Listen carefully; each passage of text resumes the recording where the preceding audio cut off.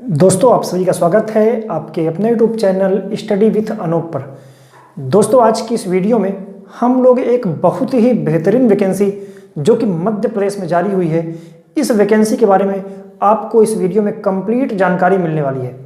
जैसा कि कुल पद कितने हैं, आवेदन प्रक्रिया क्या है, शैक्षणिक योग्यता क्या है, निवास चाहिए कि नहीं चाहिए, आयु सीमा क्या है, एग्ज़ाम डेट क्या है, परीक्षा की शुल्क कितनी है, पाठ्यक्रम यानी सिलेबस क्या है आपका, परीक्षा के कौन कौन से शहर निर्धारित किए गए हैं, यानी कि कंप्लीट जानकारी मध्य प्रदेश पटवारी भर्ती की आपको मिलने जा रही है।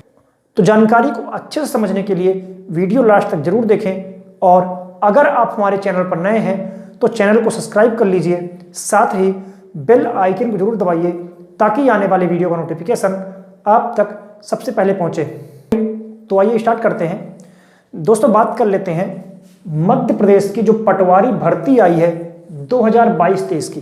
देखिए, ये नाम मात्र का 2022 है, क्योंकि इस वैकेंसी की जो आवेदन प्रक्रिया है ना, वो 2023 में ही स्टार्ट होने वाली है। 2022 में इसकी आवेदन प्रक्रिया नहीं होगी। तो पहले बात करते हैं कि कुल कितने पद निकाले गए हैं।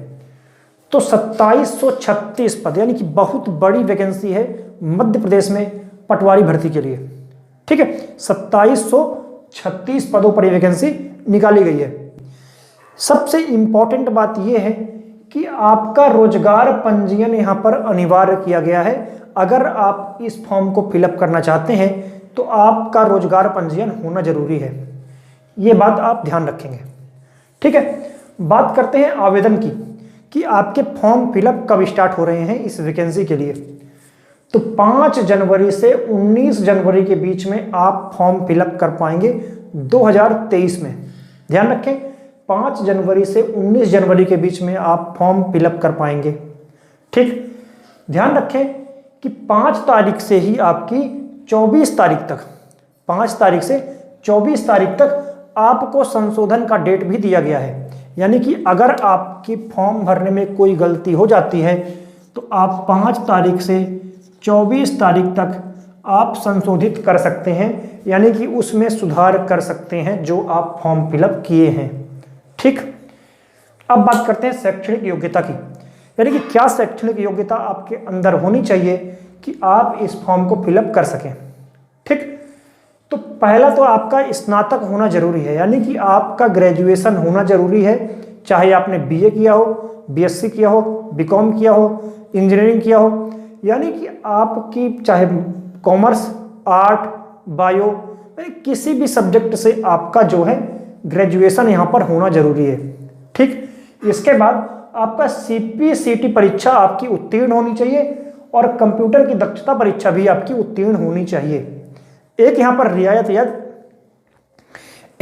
रियायत यह दी गई है कि अगर आपकी सीपीसीटी परीक्षा उत्तीर्ण नहीं है, अगर आपकी सीपीसीटी परीक्षा उत्तीर्ण नहीं है तो आप जो है इस नौकरी को प्राप्त करने के बाद, यानी कि फॉर्म फिलअप कर देंगे, आपका सिलेक्शन हो जाएगा।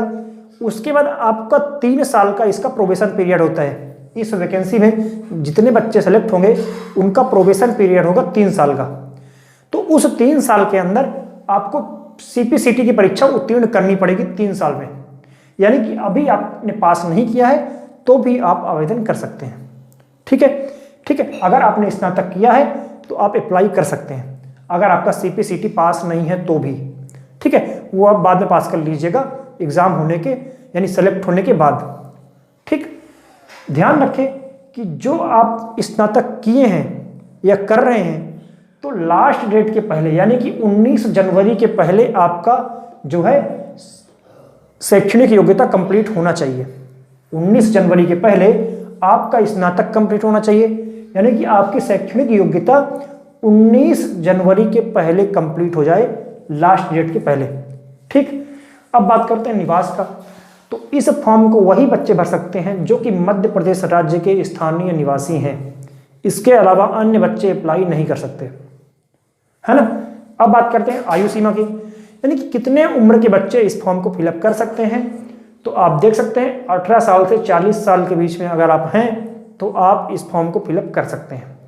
आपकी आयु सीमा 1 जनवरी 2023 को काउंट होगी, यानी कि 1 जनवरी 2023 को अगर आप 18 साल से 40 साल के बीच में हैं तो आप फॉर्म फिलअप कर सकते हैं। ध्यान रखें, यह है केवल यूआर कैटेगरी के बच्चों के लिए।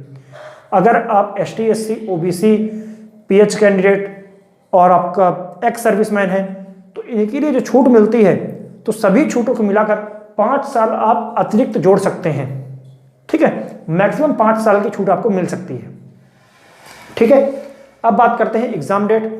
तो इस वैकेंसी में आपको एग्जाम डेट भी बता दिया गया है कि इस डेट से आपका एग्जाम कराया जाएगा।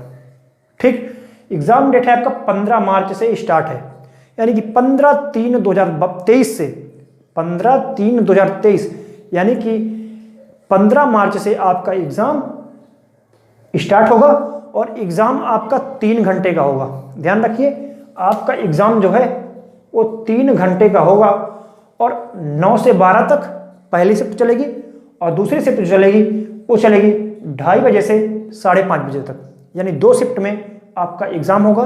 3-3 घंटे की शिफ्ट रहेगी और 15 मार्च से आपका एग्जाम स्टार्ट होगा। अब बात करते हैं परीक्षा शुल्क की, यानी कि अगर आप इस फॉर्म को भरना चाहते हैं तो आपको कितना पेमेंट करना होगा। तो अगर आप यूआर कैटेगरी के हैं तो आपको 500 रुपये पेमेंट करना है, लेकिन अगर आप एसटी, एससी, ओबीसी या पीएच कैंडिडेट हैं या एक्स सर्विसमैन हैं तो आपको 250 रुपये यहाँ पर पेमेंट करना है। ठीक है ना। अब बात कर लेते हैं संशोधन की, यानी कि अगर आपके फॉर्म भरने में कोई गलती होती है और उस गलती को आप संशोधित करना चाहते हैं यानी सुधारना चाहते हैं तो आपको 20 रुपये पेमेंट करके उसको आप सुधार सकते हैं। ठीक है, ये अच्छी बात है कि अगर आपकी गलती हो जाती है फॉर्म में तो आपको सुधारने का मौका दिया जाता है। ठीक है ना। अब बात कर लेते हैं पाठ्यक्रम की, यानी क्या सिलेबस रहेगा आपके इस वैकेंसी के लिए। तो आपके वैकेंसी में एक पेपर होगा, एक पेपर में 2 पार्ट रहेंगे, ये पार्ट ए रहेगा और ये पार्ट बी रहेगा। तो देखिए, आपका पहले पार्ट में आएगा सामान्य विज्ञान, सामान्य हिंदी, सामान्य अंग्रेजी, सामान्य गणित। 100 मार्क्स का ये पेपर होगा आपका इसका, सामान्य विज्ञान, हिंदी, अंग्रेजी, गणित, 100 मार्क्स का पेपर। ठीक है, इसके बाद रहेगा जो पार्ट बी रहेगा उसमें सामान्य कंप्यूटर ज्ञान, सामान्य तार्किक योग्यता और सामान्य प्रबंधन, इसका आपका 100 मार्क्स का पेपर होगा। तो 100 मार्क्स प्लस 100 मार्क्स यानी कि 200 मार्क्स का आपका फाइनल यहाँ पर पेपर होने जा रहा है। ठीक है ना। अब बात कर लेते हैं परीक्षा शहर, यानी कि किस किस शहर में आपकी परीक्षा हो सकती है, यानी कि कौन कौन से शहर आप सेंटर में डाल सकते हैं एग्जाम के लिए। तो पहला है भोपाल, इंदौर, जबलपुर, ग्वालियर, उज्जैन, नीमच, रतलाम, मंदसौर, सागर, सतना, रीवा, सीधी और खंडवा। तो आपके ये 13 एग्जाम सेंटर हैं जो आपके घर के नज़दीक हो, जहां आप सरलता से पहुंच सकें, आप उसको एग्जाम सेंटर के रूप में डाल सकते हैं। ठीक है, तो आशा करता हूं कि आपको इस वैकेंसी की जानकारी समझ में आई होगी। अगर आपको इस वैकेंसी से रिलेटेड किसी भी प्रकार का डाउट है तो आप कमेंट में पूछ सकते हैं, उसके लिए कमेंट में आपको बता दिया जाएगा या तो हो सकेगा आपको वीडियो भी बना दिया जाए। ठीक है, आपको कुल पद आवेदन कब से कब तक कर सकते हैं, शैक्षणिक योग्यता, निवास, आयु सीमा, एग्जाम डेट, परीक्षा शुल्क, सिलेबस और परीक्षा डेट भी बता दी गई है। ठीक है, ये सारे टॉपिक आपके कवर हो चुके हैं और ध्यान रखें आपका रोजगार पंजीयन यहाँ पर जरूरी बताया गया है। ठीक है, आशा करता हूँ कि आपको जानकारी पसंद आई होगी। अगर आपको वीडियो पसंद आता है तो वीडियो को लाइक करें, शेयर करें और हमारे चैनल को सब्सक्राइब करें। साथ ही बेल आइकन को जरूर दबाइए ताकि आने वाले वीडियो का नोटिफिकेशन आप तक सबसे पहले पहुंचे। धन्यवाद।